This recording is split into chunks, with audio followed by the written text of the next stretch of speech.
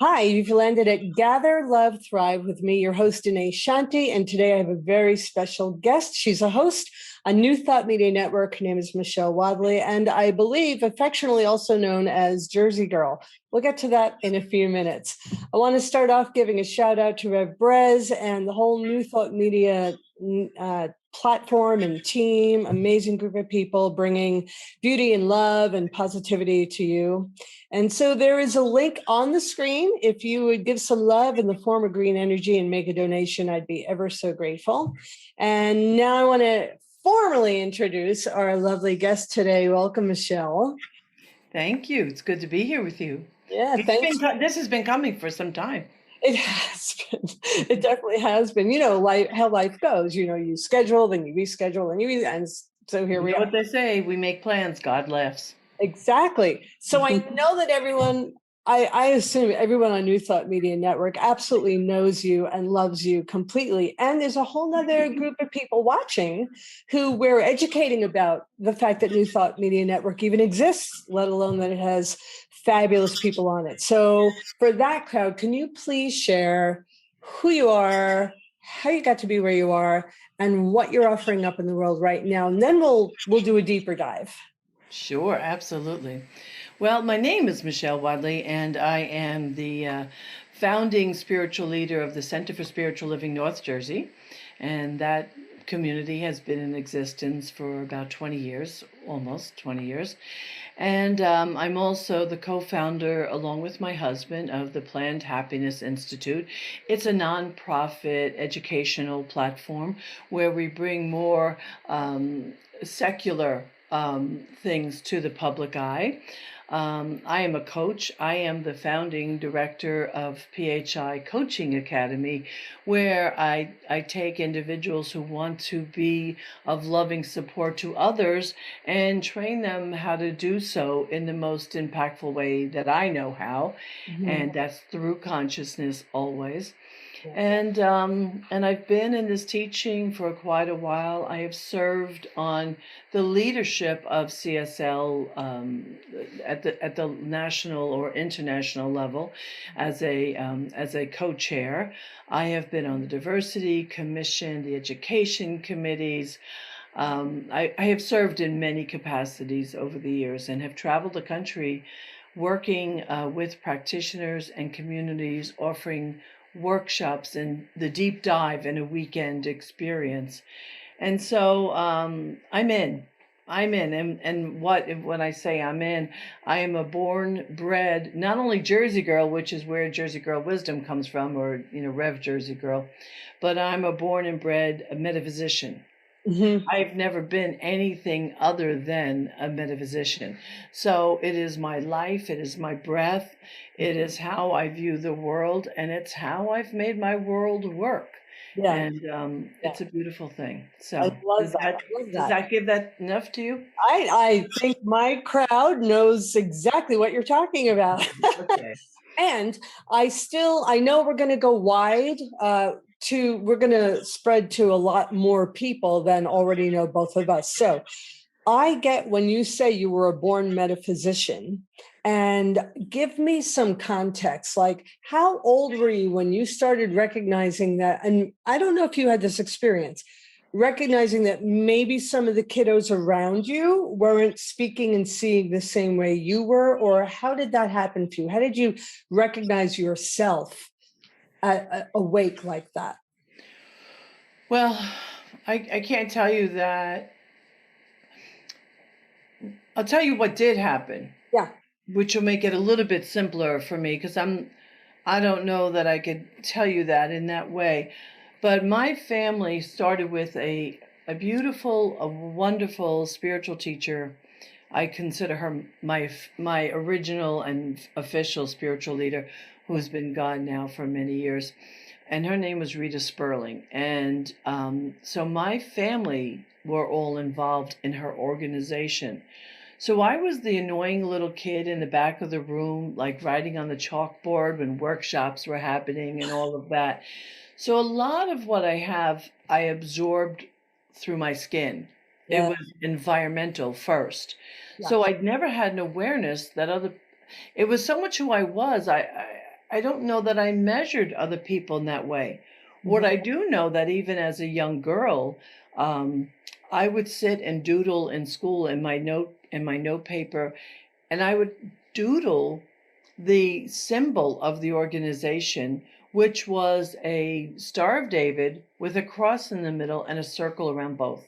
Mm-hmm. And that was to imply, inclusive of all. I mean, the truth is that's kind of limited when you really think about it now in my awareness now. But back then, it was pretty radical to think that we were inclusive of all people. I grew up in a community that was white and black and gay and straight and wild and not. And so I, as a young person, I can't tell you that I knew that I was in it. I was Yeah. just in it so deep. Yeah. I always knew that God was everywhere. Yes. Mm-hmm. And I always knew that love was the answer. Mm-hmm.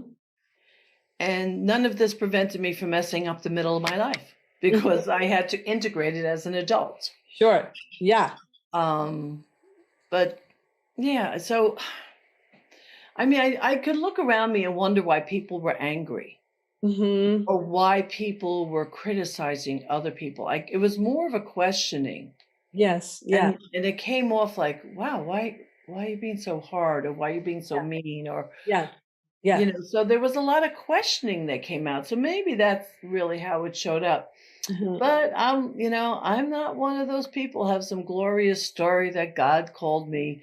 Yeah. I just kind of kept growing through consciousness and self-awareness. Yeah. Yeah.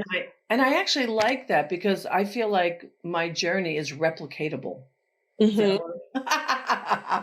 And That's when you're shown, not necessarily consciously, but when you're shown through unfolding that which you are. In my language, it's always been God. I started off in Brooklyn, so for me, it's always been God the whole way through. And God spark is my playful terminology that I've come to talk about. Everybody is a God spark. We're all a part of that. And in my experience, I didn't have what you had, the oasis of being raised in that consciousness field with community in that consciousness. I didn't have that. So for me, when I would say to the other kids, because I would literally say, you're God and I'm God and the tree is God and the bird is God, they wouldn't register. They were like, what are you talking about? So I learned to go really, really quiet with it. So I love how your unfolding happened. And you mentioned a word before that I believe is a key word for you, which is truth. And at the beginning, you shared your credentials. So there's a lot that you've collaborated on and created in your world. And you mentioned a couple of things that I want to round back to. Truth is a word you said as we went along. And guiding people who want to be helpful to other people and teaching them and training them how to do just that. Can you share a little bit more about that? Because what we're about on Gather, Love, Thrive is always turning people to their within, so that they learn how to listen to the voice of the divine within them, whatever they name that for them. We're not preaching what it is. It's just, please come inside, whatever that means to you. And then find, connect, enliven that oasis of love that you are, give that out, lift others up. So that's the whole platform on Gather, Love, Thrive, which is why I wanted you to come on and be a guest. So tell me all about it, girl. I guess I've been, for the audience that doesn't know this, as a science mind teacher, I've been training practitioners for 20 years. And one of the things that matters to me greatly, and especially because I felt like it wasn't held high enough in the curriculum, at least originally, was the internal healing. And because everything is, and I'll often say to my Sunday audience, and I'll have them repeat after me: as within, so without; as above, so below. And then form follows thought. And those three things are pretty darn important. And then when I teach my other classes, my shadow class and my forgiveness class, the mantra is: there is no other, there is no outside. Yeah. And I'm constantly, whether with a client or whether with practitioners or coaches, the goal is to teach people that they have all of the wherewithal, the guidance, the strength, the know-how, the knowledge. And my only job is to help to activate that in them.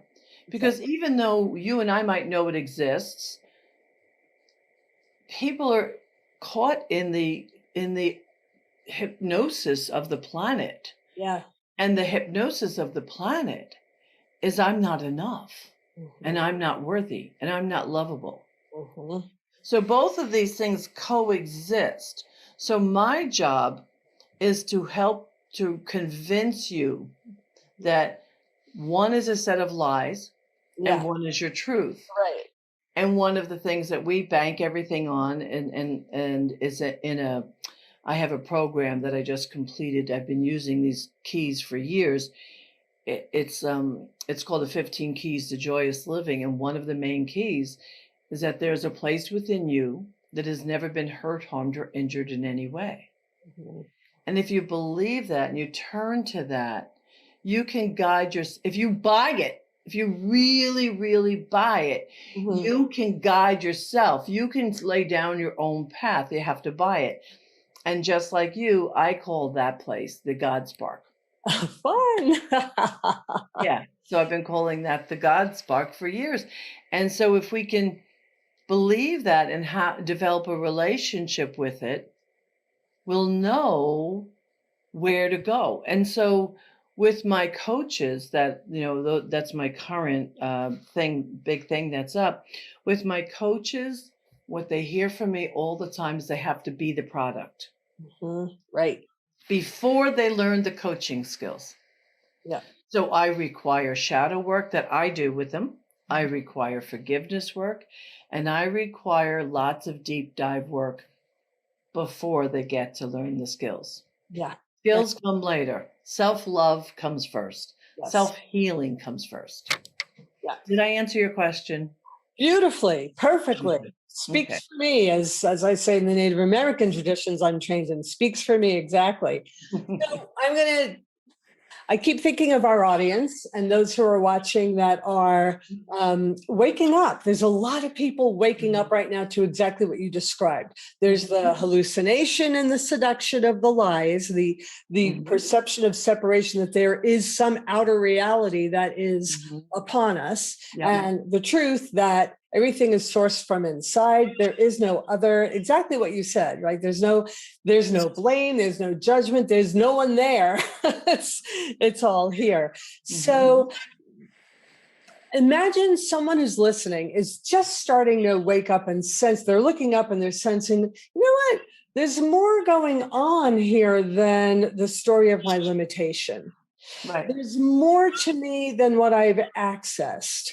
Everyone's talking about this guidance within, in my language, the voice that's wise inside.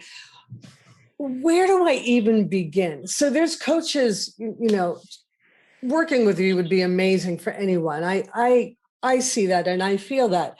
However, let's say this person is not yet of the mindset of reaching outside to a coach like you or I for some facilitation. They wake up in the morning and they're pondering this question. Where's the first place you would suggest that they go? Easy. And this is where I take my students, my congregation, and all of my clients. Before I even begin to deeply work with them, they begin with a number of weeks of monitoring all their judgments. Judgments of self and judgments of others. We are intoxicated with our own opinions.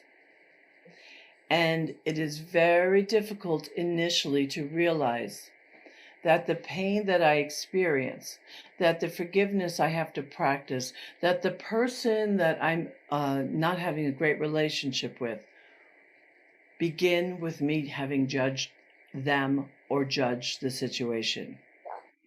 So I would say to anyone listening, if you want to begin to change your world around, you pick up a notebook, a really small notebook, and you keep it on your person, in your pocket, in your pocketbook, and you begin to track your judgments, all of them. Now, let's not get caught up in, yes, there's, there is, oh my God, when you have to make, you have to make discriminating judgments. I made a judgment call to put this color on. We're not talking about that. Oh, discernment. That was the word I couldn't catch. Discernment is different. I'm talking about the judgments that limit you, because what you might not realize is every judgment lands in your body temple. Mm-hmm. Every judgment lands in your body temple. So your body gathers, the cells of your body gather the pain of that. And but when you realize it, you immediately can start to unpack some of that, because all of those layers upon layers upon layers of judgments that we're convinced are real and right are our separation from our holiness, from our sacredness, from our self-love. It's how we separate ourselves from the world. Right. And then, especially if we're righteous about it. And some people are righteous about it. Well, of course, because that's the shielding. That's the idea of safety. So a person just waking up in the morning who's just having the beginning thoughts might go ahead and have that little notepad and just start to become observant of their thoughts of judgment. And interesting that directing people toward the body, because I love what you said, everything stacks up in the body, and that is where we store our trauma. I always say it's like every story that you carry is a library book on a shelf, and our body is a library, and we're just housing all these stories left and right. So the writing of it also gets it out, and it lets us become mindful and see it. I want to ask about something you mentioned earlier, and I don't know if you want to go there, and it's fine if you don't, but people look at folks like you and I or other coaches sometimes, and especially because you grew up as a metaphysician, you organically were that, and say, oh, well, they don't have any problems. Look at them. They have access to that God spark all the time. And to which I say, hey, boy, is that not a correct observation, you know? So you mentioned something before about going through the middle part of your life where you were in learning and you had to integrate. And I'm wondering if you could speak a little bit about that. So how much time do we have? Oh, no, I know you and I could go on for hours. No, I'm being funny because you know, knowing this stuff and applying it are two different things. In life, you know, people think that once their spiritual life is easy. That's another lie. And that's another reason for people to think, oh, I'm not even going to bother because I can't do that. What you learn, you don't learn, life doesn't stop being life, but you learn how to navigate it. It's like water skiing, you know, in my early years when I water skied, you know, and you learn to skim across those choppy waters, you know, and so learning spiritual principle and waking up and gathering awareness is simply learning how to do this. I mean, you still see it. You still see what's going on. You still experience it. But, oh, my God, everything. I mean, I grew up in a completely, even though I told you I was involved in a metaphysical community with my family, I grew up in a completely dysfunctional family. We're talking about a family filled with alcoholism and sexual abuse and poverty thinking and coming out of the depression and the all of the from the abuse, the I'm not enough and I'm not worthy and I am toxic. I had to grow out of those beliefs that were the result of so much of the pain and the story, and I harmed others. I made bad decisions that I had to really practice forgiveness for. I mean, and that's not enough. No, but yeah, right. But my ex-husband is one of my best friends. even though we went through really rough times, but we were also both, because he was in that, I met him in my community. We were both so committed to our children that we unconsciously decided we would both never harm each other, because we knew we couldn't harm each other and not harm our sons. Yeah. So no, life has been hard. I've woken up and not had money for food. I used to go to the food store at one point when I did become a single mom, because my third son, I had with a different dad, and I was alone, and life was not easy. And on more than one occasion, I put all my food on the counter to pay for it, to go food shopping, and more than once had the cashier would tell me it was more than the money I had. Yeah. And I've had cashiers dip in their pocket to give me money. Yeah. I had an old lady one time write a check for me. Write a check for me. I gave it back. Yeah. Another store manager saw that I was struggling and took $20 out of her pocket. Yeah. I had nothing. Yeah. Yeah. And the lessons out of that. Now, you think none of that would have happened if I had all this other stuff, but having the skills and then it's like thinking you can do martial arts because you watch a video. Right. I know. And the Right? other fallacy, the other lie that people get caught up in is, and I love this one because I used to think this way. And by the way, single mom, food bank, welfare, the whole 9 yards. I've done that journey as well, and nearly dying. And it doesn't, because we have the tools, doesn't mean that we're not human, right? The thing Yeah. that I used to think that I'm coming across a lot of people is like, oh, when you get to a certain level, then you're good. You don't have to work at it anymore. You've arrived. Like there's some arrival place for spiritual liberation and freedom, and it affects your whole entire life. And as long as we're in a human embodiment, we're going to have very human experiences. Although I do want to leave your audience knowing that there is a point when your self-awareness grows enough, deep enough, and your consciousness expands wide enough, you do get to the point of ease. There is a place of ease and grace. Mm-hmm. And not because the challenges are still not around you, but you learn how to align with ease. You learn how to align with grace. And now, compared to when I was younger and stupid, I like to say, where I'd have to fix a problem after I was in it. Now I see it coming. Uh-huh. I see it coming from many paces off. And I'm aware of the impact of my actions and my thinking. Mm-hmm. So I'm able to avoid, by not participating in, by choosing differently, by speaking differently, by not picking up, the whole thing of 4 agreements, and just choosing not to take something personally in advance. So while we share this hard journey, it sounds like we could swap stories. There is a place. It is worth the work. It is worth the time invested. It is worth the education. It is totally worth it. Because you do realize, oh, I'm more than I thought I was. Yeah. Yeah. That's the beauty, right?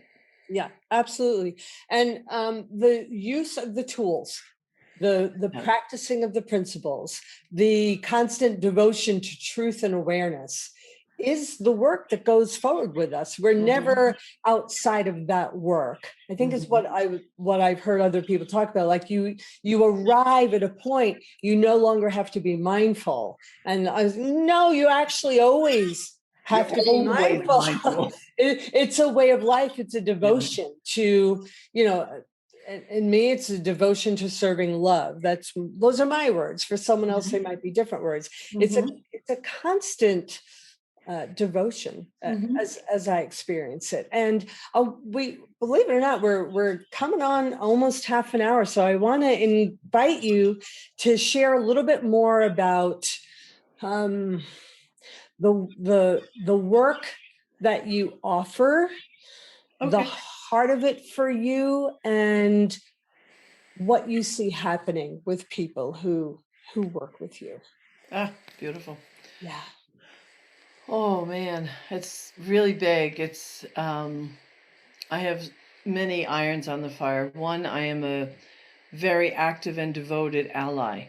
So we have another within my CSL North Jersey community as the minister there. We are actively developing the next program for healing. It's called Healing the Divide, and it's our anti-racism work. Which is beautiful and worthy work. Hard, beautiful, worthy work. Within my CSL community, if anybody ever wants to dip in and and there's so many places available online now. What I see is first of all, we have a very diverse community, which is beautiful. And sometimes I think the communities, because they've been in a community so long, they don't realize all the gifts they have and the things they've learned. But Mhm. what I know is if you think life is hard and you can't see around it, I encourage you to look up a CSL community or a unity community. It doesn't have to be just CSL. Sure. But because being around a posse of people that believe in possibility shifts you almost immediately. Almost immediately, when you immerse yourself and everywhere you look, someone's looking at you as whole. Oh, Mhm. you're whole. Oh, I recognize you. Oh, you're perfect. Oh, you're the place where God resides. And so when you're surrounded by that, the very texture of your life begins to transform itself immediately. And all of those are Sunday experiences for us. Sometimes on Friday nights, once a month, we have a in-person meeting. And then the work that I'm most proud of is my forgiveness work Mhm. and my shadow work because I've done it with principle. Mhm. I've included the subconscious and I teach people how to recognize that most of the pain and suffering they have are experiences that have impacted their subconscious. And so they learn how to be more compassionate with themselves because they learn that when you learn how to clear out the subconscious, you become freer. You Yes. become freer. Yeah. And and what I see with the clients that I work with, and I love my clients. And what happens is suddenly I'm not there to fix. I'm actually only there to prompt. I'm just there to prompt their thinking. Mhm.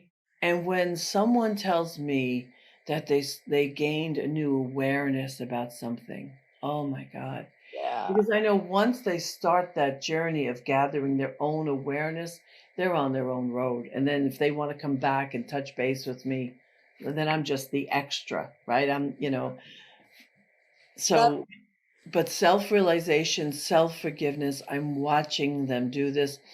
I had someone come and tell me that, when, when she inquired whether I would work with her or not, I said yes, of course. And she said right away, she goes, I can't stand my kids. I want my kids out. But within two coaching sessions, she got to realize where all of her judgments were and Mhm. why the state of her relationships with her children, why they were the way they were. Yeah. And Yeah. in no time, she began to change it. She began. Yeah. I'll prompt, I'll give homework, I'll give some assignments like the non-judgment.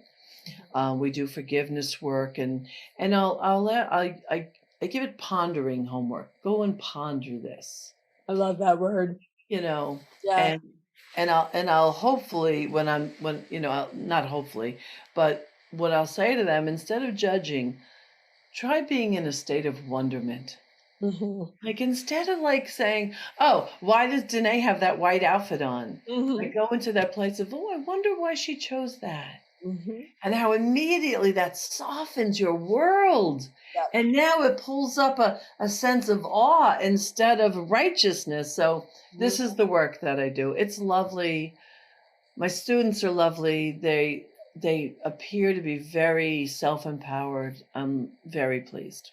I love that. I love the work that you're doing. Thank you for doing what you're doing. Oh, You know, the more I just have this vision in my mind, the more as embodied beings, we're walking with our hearts up front, wide open, generously embracing and including, the faster we get to turn the reality on this planet from the seduction and the hallucination and the lies to self-resource, fully awakened beings that we actually are. Yep. We actually are that. We came in as that. And Right. then all the layers, you know, through experiencing came upon. So we're really shedding that off.